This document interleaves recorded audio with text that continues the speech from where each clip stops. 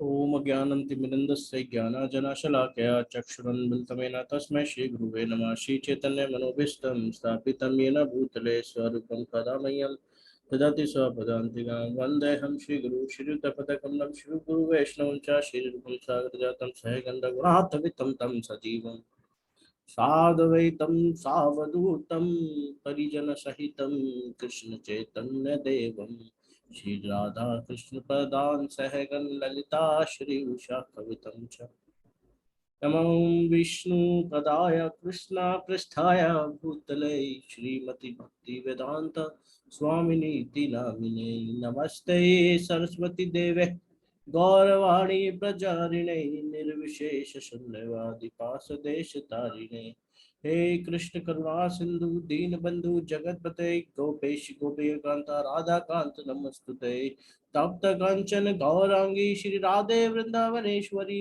वृषभानुसुते देवी प्रणमामि हरि प्रिये वंचाकल्पतरुभ्यश्च कृपा सिन्धुवेव च पतितानां पावनेभ्यो वैष्णवेभ्यो नमो नमः।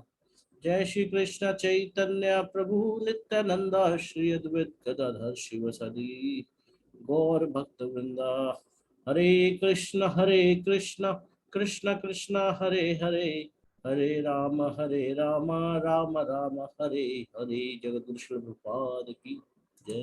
जय मस्ती।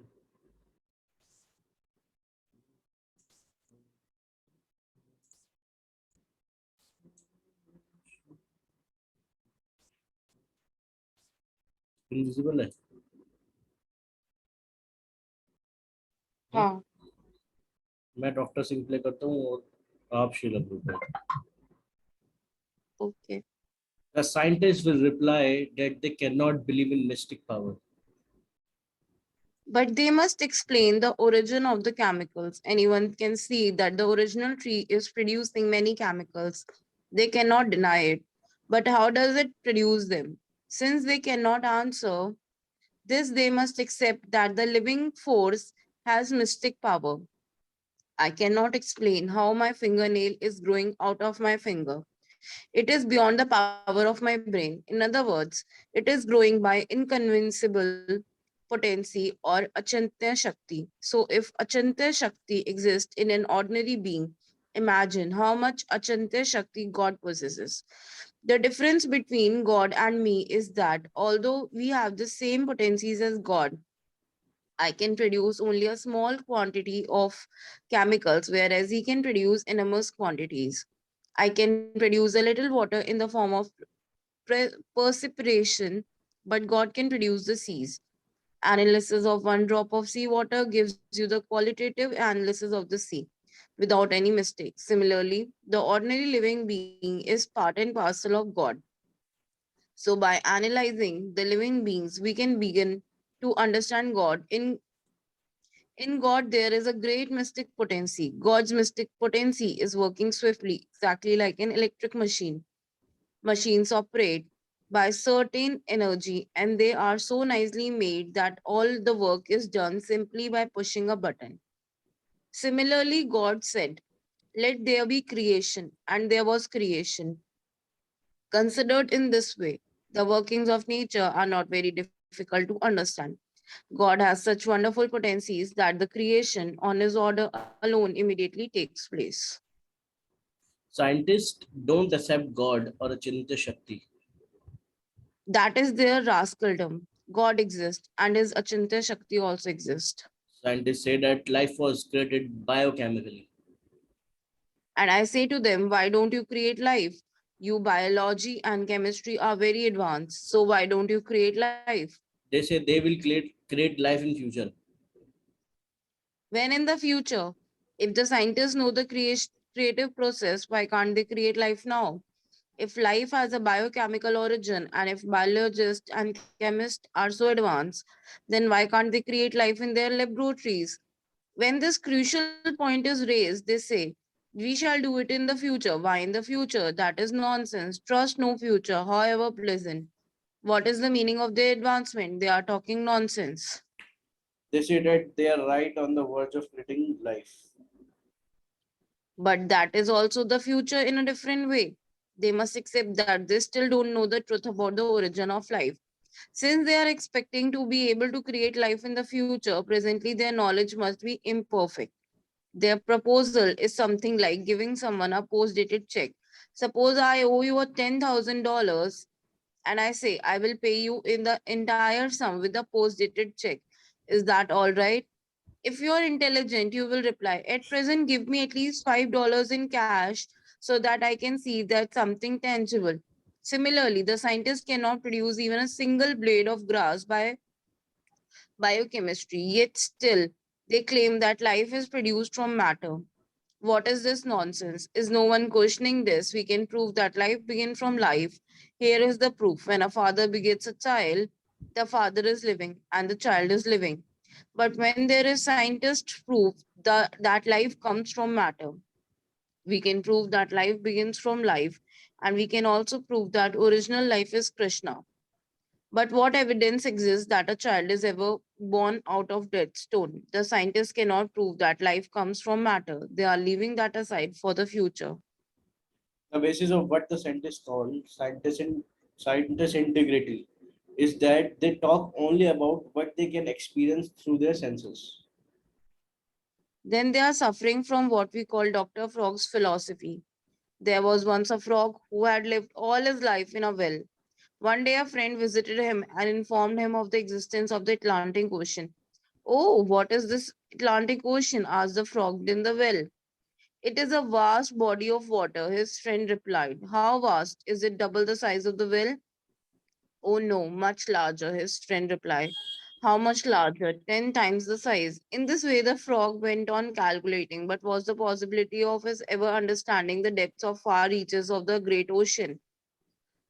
Our faculties, experience, and powers of speculation are always limited. The frog was always thinking in terms of relative to his will. He had no power to think otherwise. Similarly, the scientists are estimating the absolute truth, the cause of all causes, with their imperfect senses and minds, and thus they are bound to be bewildered. The essential fault of the so called scientists is that they have adopted the inductive process and arrive at their conclusion. For example, if a scientist want to determine whether or not man is mortal by the inductive process, every he must study every man to try to discover if some or one of them may be immortal. The scientists say, I cannot accept the proposition that all men are mortal. There may be some men who are immortal. I have not yet seen every man. Therefore, how can I accept that man is mortal? This is called the inductive process, and the deductive process means that your father and teacher or your guru says that the man is mortal and you accept it. So there is an ascending process of getting knowledge and descending process. Yes, the ascending process will never be successful because it relies on information gathered through the senses, and the senses are imperfect. So we accept the descending process. God cannot be known by the inductive process. Therefore, he is called Adoksh Saja, which means unknowable by direct perception. The scientists say there is no God because they are trying to understand by direct perception. But he is Adoksaja. Therefore, the scientists are ignorant of God because they are missing the method of knowing him. In order to understand transcendental science, one must approach a bona fide spiritual master, hear from him submissively, and render service to him. Lord Krishna explains this in the Bhagavad Gita 4.34. Tadvidhi parinapata paripasna sevaya. There is a scientific journal called Nature. It contains articles concerning natural products like plants and animals, but it does not mention God, only nature. We may correctly observe that plants are being produced by nature, but we must ask what has produced nature. To ask this question is The intelligence. scientists don't think about that. So they are fools. As soon as we speak of nature, the next question should be whose nature? For instance, I speak of my nature and you speak of your nature. Therefore, as soon as nature is mentioned, the next inquiry should be whose nature? Nature means energy, and as soon as you speak of energy, you must accept that there is a source of energy. For example, the source of electric energy is the electric powerhouse. Electricity is not produced automatically. We must install a powerhouse and a generator. Similarly, in the Vedas, it is said that material nature is working under Krishna's direction. So do you mean to say that science has started from an intermediate point, not from the original point? Yes, that is exactly. They are ignorant of the origin. The scientists start from one point, but where does that one point come from? That they do not know. In spite of vast research, one has to accept the original source is God, who is full of mystic powers and from whom everything emanates. He himself says in the Bhagavad Gita 10.8, Aham sarvasya prabhu matah sarvam parvate. I am the source of all spiritual and material worlds. Everything emanates from me. Our conclusions are not based on blind faith, they are not scientific, they are most scientific. Matter comes from life. In life is in the origin, there are unlimited matter resources. That is the great mystery of creation. Modern scientific research is just like Sankhya philosophy, which analyzes material elements. Sankhya means to count. We are also Sankhya philosophers to some extent because we count and analyze the material elements. This is land, this is water, this is air, this is sunshine, this is fire. Furthermore, I can count my mind, my intelligence, and my ego. Beyond my ego, however, I cannot count. But Krishna says that there is existence beyond the ego, and that existence is the living force, the spirit soul. This is what scientists do not know. They think that life is merely a combination of material elements, but Krishna denies this in the Bhagavad Gita 5.12. Aprayam itastav anyam prakritam vidhime param. Besides this inferior nature, there is a superior energy of mind. The inferior energy is the material elements, and the superior energy is the living entity. Bhumir aponalo vyoho, kam mano buddhir evacha, anka ahankar ityam me, bina prakriti asatthata. Earth, water, fire, air, ether, mind, intelligence, and false ego. Altogether, these eight compromise my separated material energies. Bhagavad Gita 7.4. Krishna explains here in the Bhagavad Gita that Vayu, gas, comes from him, and the finer that the gases is come, ether. Finer than ether is the mind, finer than the mind is intelligence, and finer than the intelligence is the soul. But scientists do not know this. They can perceive only gross things. They mention Vayu, but where does the Vayu come from? Where does the gas come from? That they cannot answer. But we can answer. We have the knowledge that gas comes from calm or ether, and ether comes from mind. Mind comes from intelligence, and intelligence comes from Krishna's superior energy, the spirit soul. Are both inferior and superior energies studied in Sankhya philosophy? No, Sankhya philosophers do not know of the superior energy. They simply analyze the material elements, just as the scientists do. Neither the scientists nor the Sankhya philosophers know anything of the spirit soul. They are simply analyzing Krishna's material energy. They are analyzing the creative material elements. Material elements are not creative. The soul is creative. No one can create life with only matter, and matter cannot create itself. You, a living entity, can mix hydrogen and oxygen to create water, but matter itself has no creative energy. If you place a bottle of hydrogen near a bottle of oxygen, they will automatically combine with your help. No, they must be no, they must be mixed. Now we can switch. Okay. No, they must be mixed. Yes, the superior energy, the living entity is required. Oxygen, hydrogen are inferior energy, but when the superior energy mixes them, they can become water. Inferior energy has no power unless superior energy is involved. This sea, indicating the Pacific Ocean, is calm and quiet. But when superior force, air, pushes it, high waves are created. The sea has no power without the superior force. Similarly, there is another force superior to air and another until we arrive at Krishna, the most superior force. This is real research. Suppose a railroad train is just starting to move. The engine pushes one car, which pushes another, and so on until the entire train is moving, and the whole motion originates with the engineer, a living entity. Similarly, in the cosmic creation, Krishna gives the first push, and then means of successive pushes, the entire cosmic manifestation comes into being. This is explained in the Bhagavad Gita 9.10. Mayadhyakshena prakriti suyate cha sacharacharam. This material nature is working under my direction, O son of Kunti, and is producing all moving and unmoving beings. And a little later, Sarvayoni Sukantaya Murtaya Sambhavanti Yaha Tasam Brahma Mahadyoner Aham Bija Prada Pita. All species of life are made possible by birth in the material nature, and I am the seed giving father. Bhagavad Gita chapter 14 shlok 4. For example, if I sow if I sow a banyan seed, a huge tree eventually grows up and produces millions of new seeds. Each of these seeds in turn produces another tree with millions of new seeds, and so on. So Krishna is the original seed giving father. Unfortunately, the scientists only observe the immediate cause. They do not perceive the remote cause. There are two causes, the immediate cause and the remote cause. Krishna described in the Vedas as Sarva Karana Karanam, the cause of all the causes. If you understand the cause of all causes, then you understand everything. Yasmin Vijnanate Sarvam Evam Vijnanatam Bhavati. If you know the original cause, the later subordinate cause are automatically known.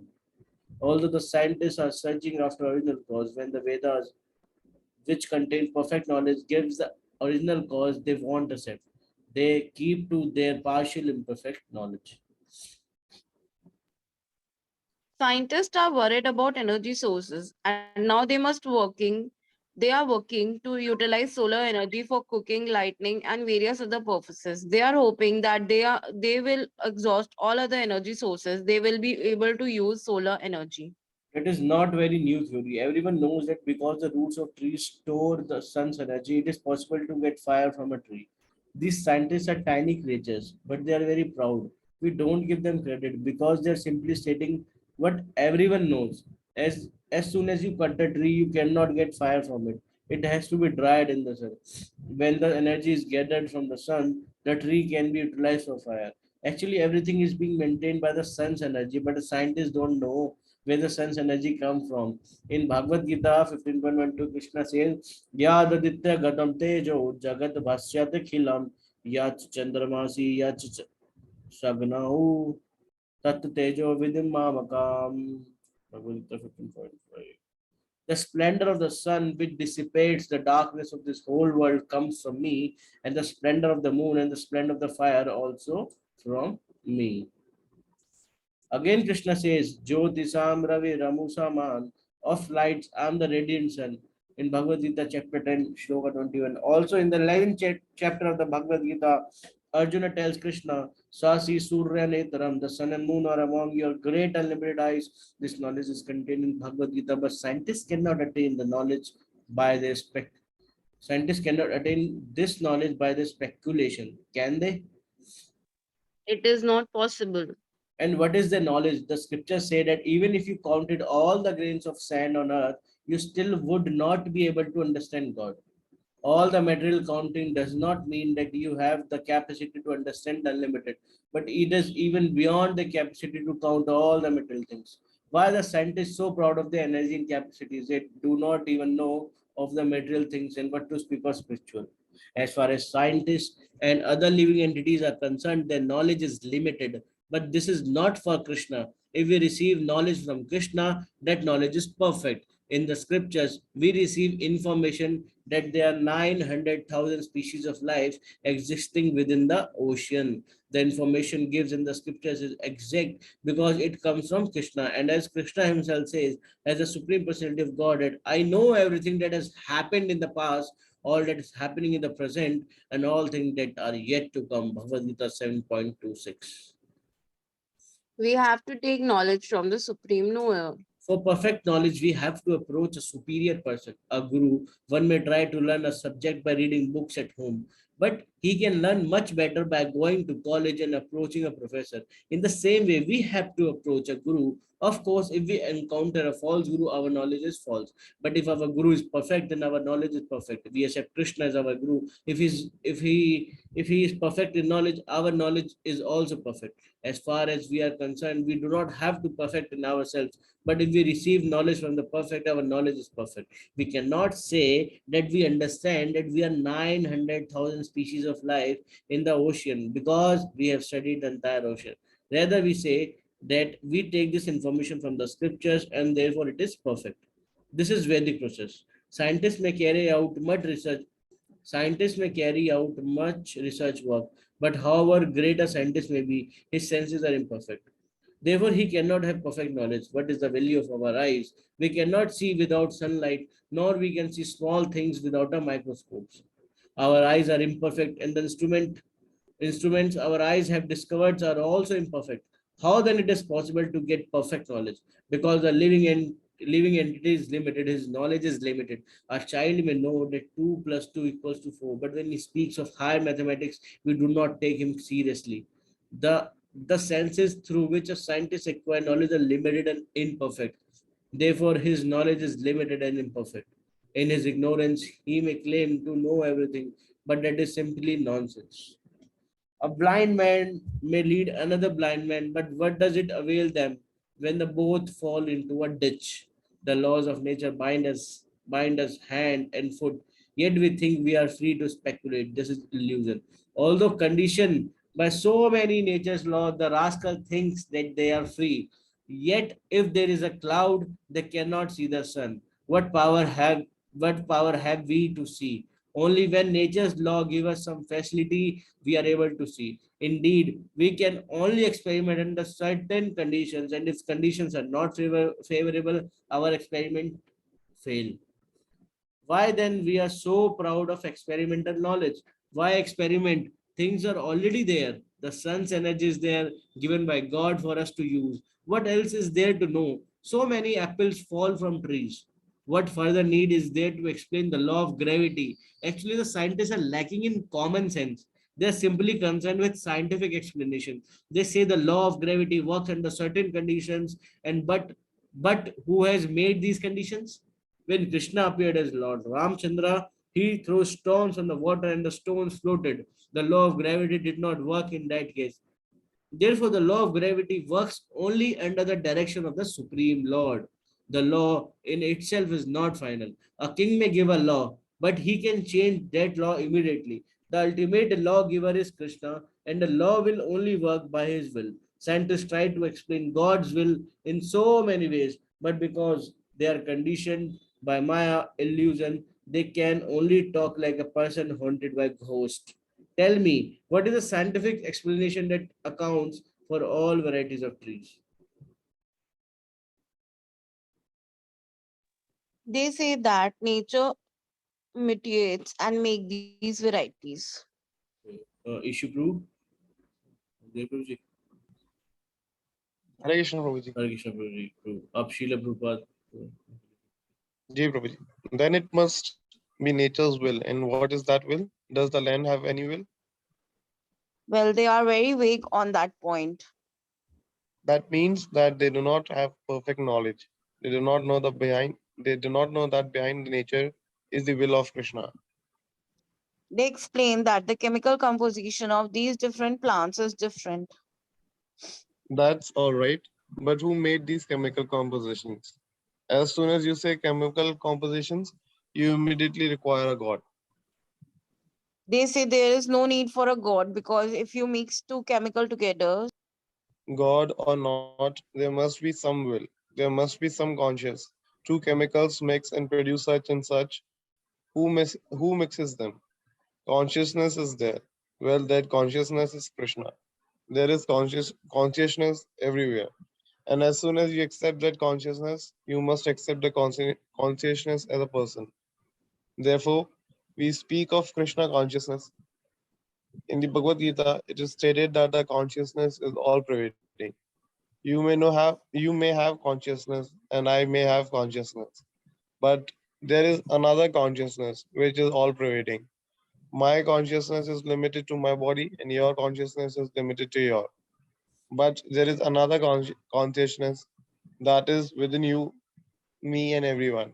That is Krishna consciousness. Actually, everything in this world is relative. That is a scientific fact. Our bodies, lives, intelligence, and everything else all are relative. To us, as to us, an ant may seems to have a very short life, but for the ant, his life is about 100 years in duration. That 100 years is relative to the body. Similarly, Brahma, who lives fantastically long from our point of view, only lives 100 years from his point of view. This is relativity.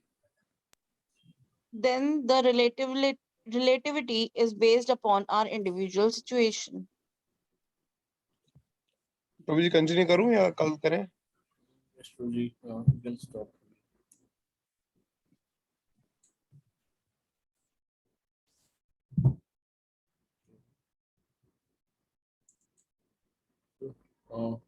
Stop करें प्रभु जी यहीं पे, कल कल continue करते हैं।